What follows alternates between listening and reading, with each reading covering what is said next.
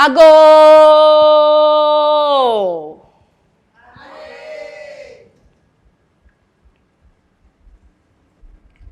3 a.m.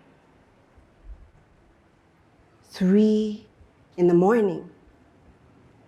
My mother tells me.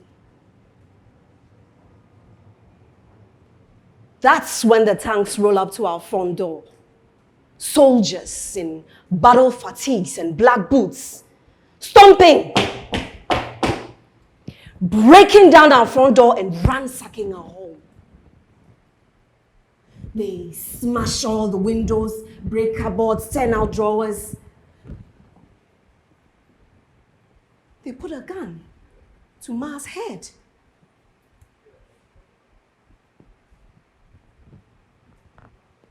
They terrify and terrorize us.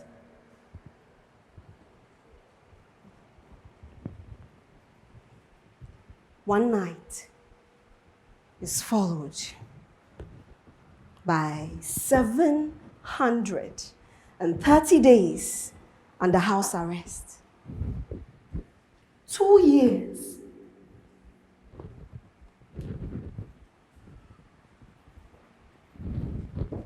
Soldiers' battle fatigues became part of our home.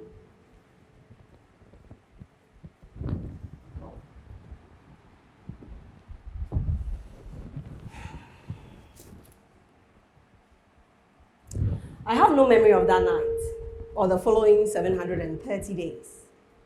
I have memory though. It shows up as night terrors. For over 20 years, I am haunted by them.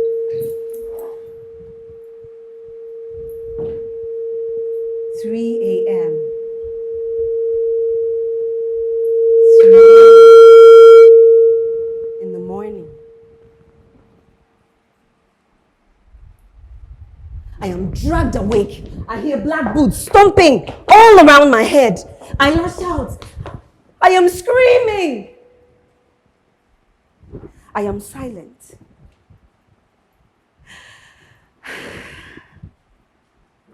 I am drenched in fear-stained sweat.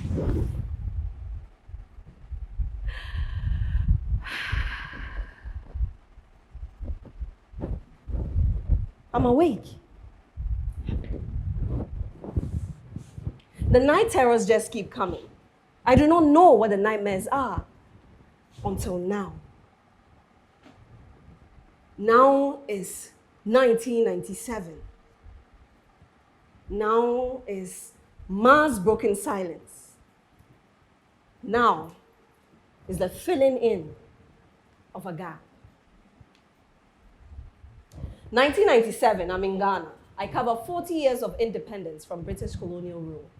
My dad is here telling us stories from that time.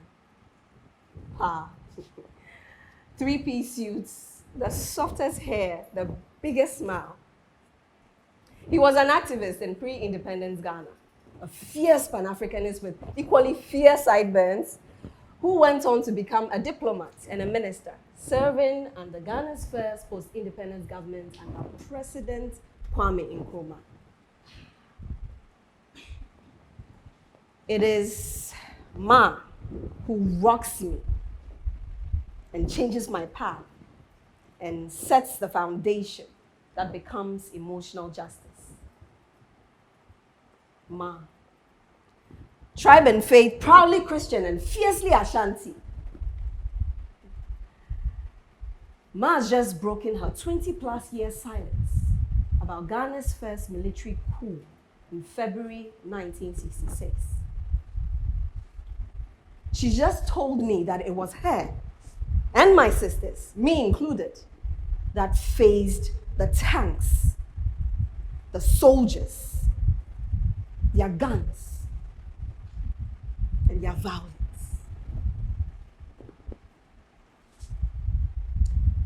She's just told me about the night the tanks came.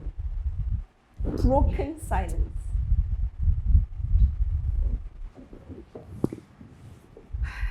When my mother broke her silence, it was a discovery for me.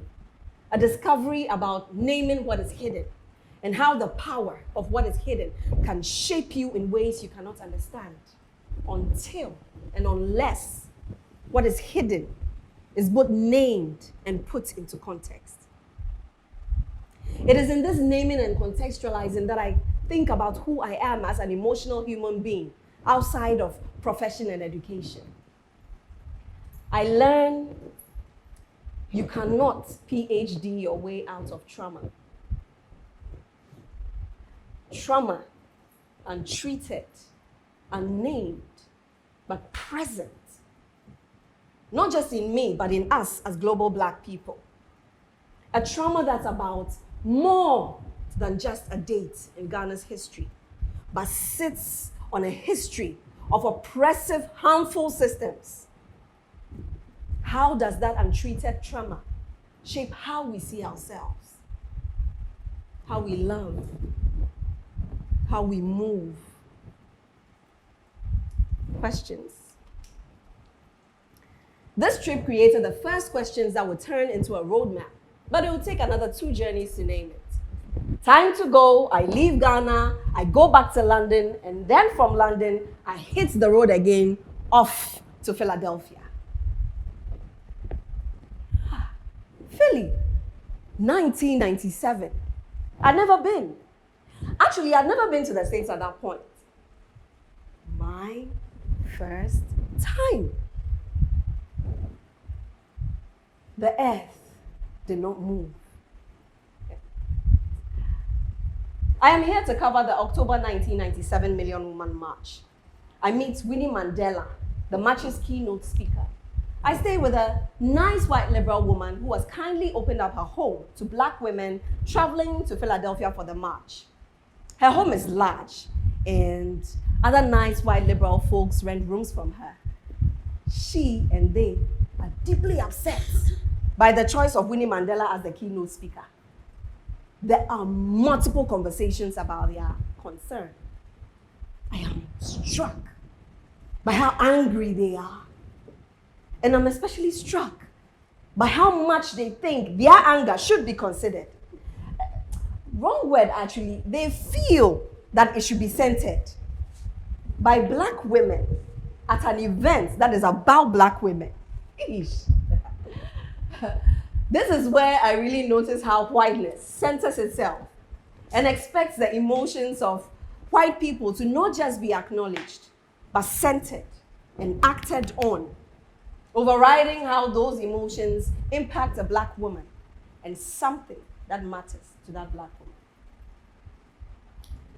My nice white liberal woman host asked me one question again and again during my stay with her. What are you doing here? I'm puzzled at first. In my head, I'm like, did you not open up your home for Black women? And am I not a Black woman? She asks again and again and again. Clearly, there's an issue. Eventually, I asked if there was an issue. No, she says, no issues. Immediately defensive, she then shushes me. I am more surprised than annoyed. I end up meeting her dad, who it turns out is a real-life missionary who worked in Ghana. Can you imagine? He asked me the same question his daughter asked. What are you doing here? What is up with you people? I think to myself, but I don't say that. Her dad elaborates. My daughter told me that your family is from Ghana, from Africa, and that you were born and went to school in Britain. Weird, I thought.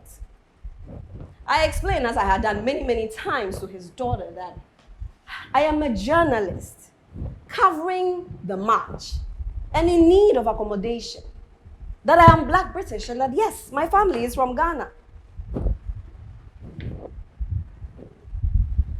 Father and daughter exchanged looks. Weird, I thought. Discomfort hangs in the air. It lingers. So weird.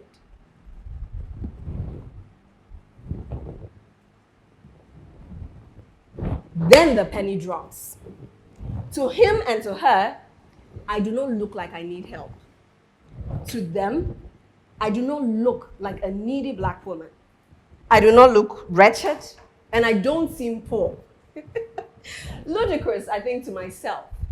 But it leads me to a realization. Their relationship to blackness, particularly one that derived from Africa, is about a certain wretchedness, an inability, a body needing saving. I do not fit the narrative. For me, there's a context here. This is about the emotional power of the language of whiteness as a narrative of how the world is, our place in it as white and black people, and how that language shapes how we may see each other. I am at Philadelphia's Eakins Oval. It's a historical site of slave auctions and the Million Woman March stage. It is where Winnie Mandela delivers her keynote to thousands and thousands of women, stretched from Benjamin Franklin Parkway right down to Pence London and then spilling over to City Hall. Mama Winnie. That's what she's affectionately called across South Africa and by black folk globally. I share with Mama Winnie about Ma, her broken silence, and about the nights that thanks came. I tell her I'm headed to a home nation of South Africa to engage the global narrative and conversation of forgiveness as part of an assignment on the globally renowned Truth and Reconciliation Commission. Mama Winnie reminds me that as I travel in South Africa, I need to center my mother's broken silence and to think more deeply about what she endured.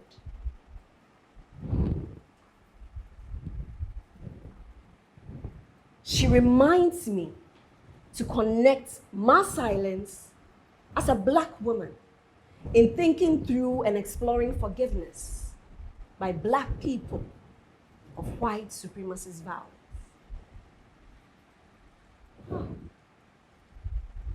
That begins a journey to center black women in understanding how a nation's narrative is shaped, whom it centers and whom it excludes, and how that exclusion shapes the story of who they are as a people.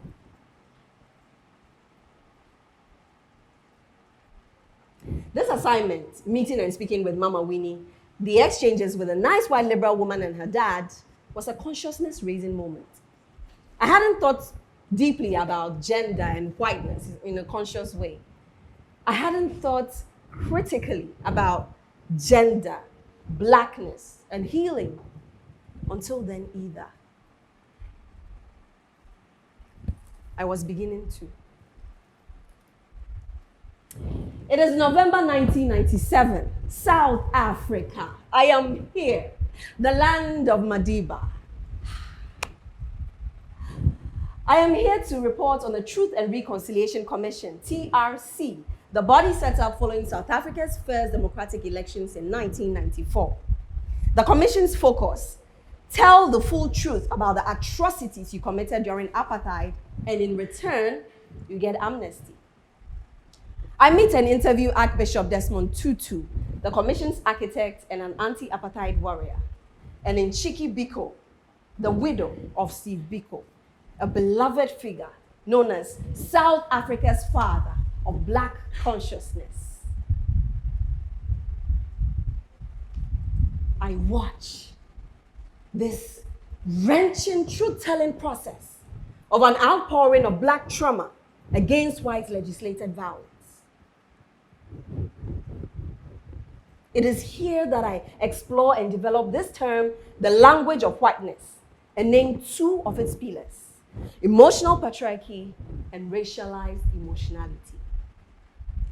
These first two pillars become integral parts of unlearning this language of whiteness, a deadly lie of a narrative that says white people built the world, saved the world, and civilized the world, and black people are savages, needing saving and civilizing. A pivotal encounter leads me to this naming after listening to Nchiki Biko, the widow of Steve Biko, and what happened to her husband. I am ushered into Archbishop Tutu's office in Cape Town. He prays before our interview. I asked him about this process of forgiveness between white and black people. South Africa will be a mecca for whites, just like Kenya, declares Tutu. I asked him why there's so much focus on how white people feel. His answer is evasive. I ask again and again. I ask why there is so much focus on how white people feel in a nation healing from so much horror and harm perpetrated against black bodies by a system that enshrined the false superiority of whiteness. He gets uncomfortable and then angry. He tells me that when it comes to repair, black South Africans shouldn't ask for too much. I ask him what too much means, given the extent and weight and depth of pain caused to black South Africans and their families. He goes on to explain that if someone needs particular assistance, say a wheelchair, because of apartheid violence, then the person would get that. The TRC would find someone to help with that. I am struck by how limited the language of repair is, but also how individual it is. Even though the TRC body is about forgiving an entire people, the repair seems to be about forgetting that an entire people had been subject to apartheid. I continue to ask about black people's needs and their healing. I leave with a sharpened focus on this centralizing and soothing of whiteness and a neglect of blackness. What was Tutu and Mandela asking South Africa to forget? To forgive? The laws enshrining the false notions of white superiority and black inferiority. Laws like the Urban Areas Act of 1923, which created what became exclusive African slums. The 1926 Calabar Act, that banned Africans from practicing skilled trades and forced a poverty that black South Africans continue to struggle with today. The 1936 Representation of Natives Act, which removed black voters from the common voters roll in Cape Town, essentially denouncing their citizenhood. What Mandela was asking to let pass was the water cannons, the truncheons, the torture, the killing and terrorizing of children, robbing them of their innocence, their childhood, making violence their normal.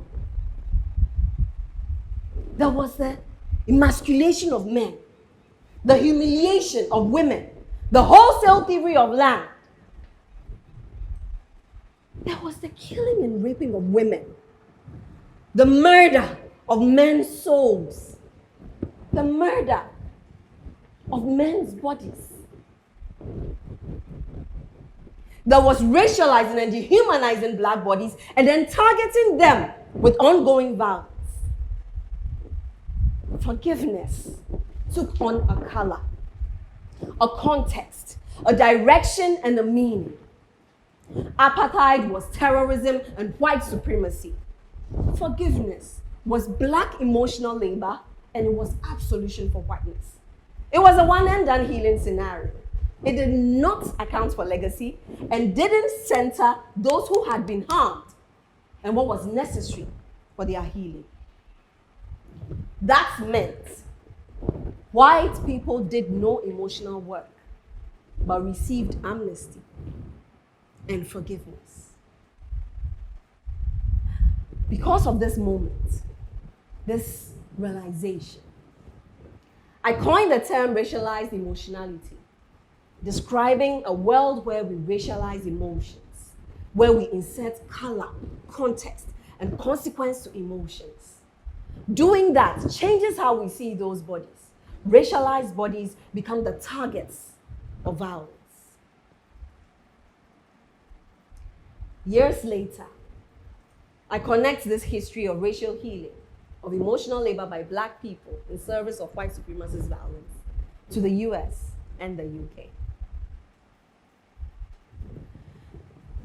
South Africa's racial healing model is emulated and lauded by countries all over the world. But it wasn't constructed century, or really even fully acknowledging black people and the breadth and depth of the harm, the toll, and the legacy of that harm on them, their communities. No national conversation that said to black men, forgive yourselves for who you might have become to survive. No national conversation that said to black women, forgive yourselves for what you endured.